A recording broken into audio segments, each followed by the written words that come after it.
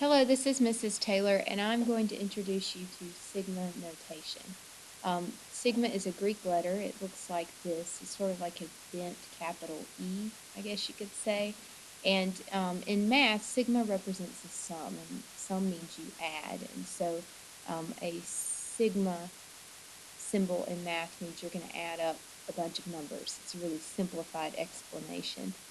The sums in particular that we're going to study in calculus are the Riemann sums, and in a couple minutes I'll elaborate more about what that means, but just want you to get used to that phrase. Riemann is the last name of the man who made these types of sums famous that we're going to look at. So a general sum that is represented with symbols will look like this, where the number that's in the ends place is your upper bound.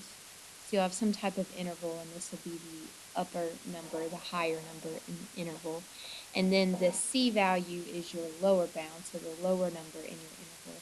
And I is what we call your index. And so usually when you have a formula that represents your sum, I is your index, which tells you which term you're working with. Your RAM that you'll be working with in class, the rectangular approximation method, the way this translates into sigma notation is your bounds, so your interval that you are using to approximate with are your endpoints of your interval. And so if this was our table of values to represent some function, our lower bound would be 0 and our upper bound would be 3. I'm sorry, that tripped me up there for a minute because I overlooked the fact this said LRAM. So the left rectangular approximation method means that we'd be connecting to the left values for each rectangle. So that'd be 0, 1, 2, and 3. And so for RRAM, the right rectangular approximation method, your lower bound would be 1, your upper bound would be 4. It would switch. So in the context of our rectangular approximation method, if I were representing our work with this sigma notation for the left rectangles, my lower bound 0 would go here in C's place, my upper bound 3 would go here in N's place. And then A sub I, that is your area of each rectangle. So that's base times height, because what we would do is we'd find the area of each rectangle and add them all together. So that's where the concept of the sum comes from. The fact that we are adding each area together, and we can represent that entire sum symbolically with sigma notation. And so you probably have seen this before in previous classes, but just wanted to break this down for you. Riemann, he focused in on sums that involved multiplication. So the reason why what we work with is called Riemann sums is because in order to find our numbers that we add together, we have to multiply the base and the height of the rectangle. So that's the connection to Riemann sums and the connection of all these rectangles to this really complicated looking notation. So just a heads up on what that means.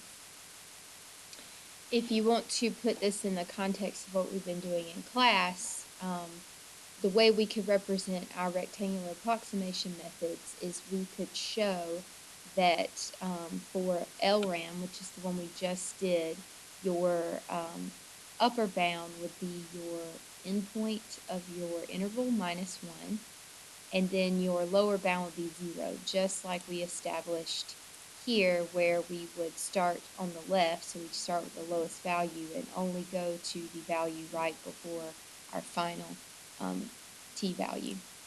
And then for right rectangular approximation method, my upper bound would be the right endpoint of my interval, and my lower bound would be 1 because we are connecting on the right, so we wouldn't include the left endpoint of the interval. And don't be confused by the function notation. F of x sub I just means this is the y value of your function when you plug in the x value. So f of x sub 1 is just your y value. And then again, don't be tripped up by the notation here. The delta x here is just your change in x, which means the width of the rectangle.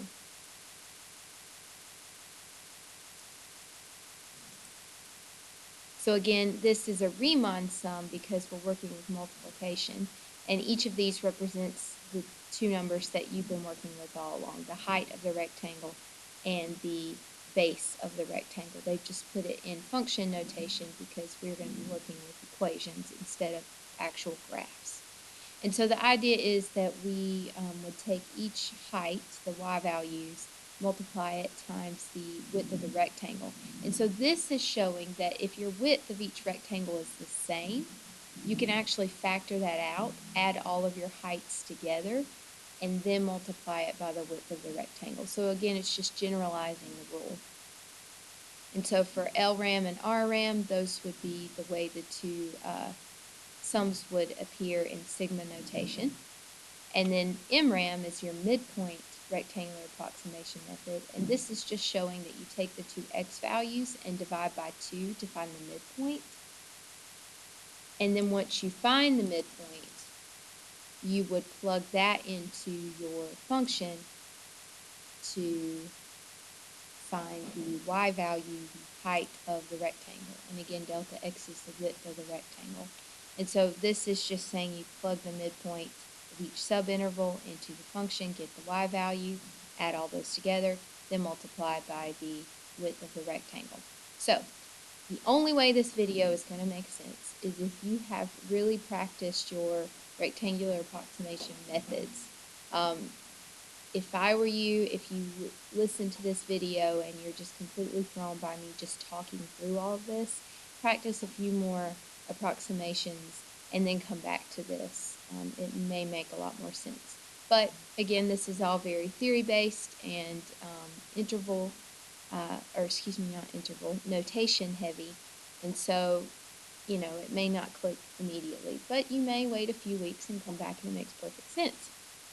Either way, I just want you to know what this notation means so that you're not intimidated by it, because really it just represents what you've been doing in class, just makes it a lot more generalized with a lot of complex mathematical symbols. And so that's your introduction to sigma notation.